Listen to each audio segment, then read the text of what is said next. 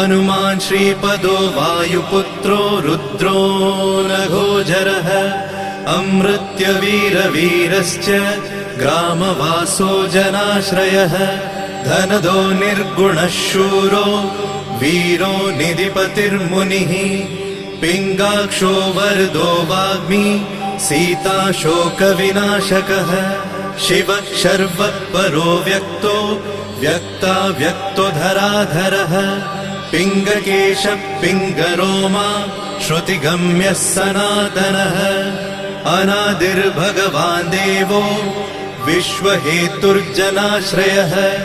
आरोग्यकर्ता विश्वेशो विश्वनाथो हरीश्वरः भर्गो रामो रामभक्तः कल्याणप्रकृतिस्थिरः विश्वम्भरो विश्वमूर्तिर्विश्वाकारश्च विश्वपः विश्वात्मा विश्वसेव्योऽथ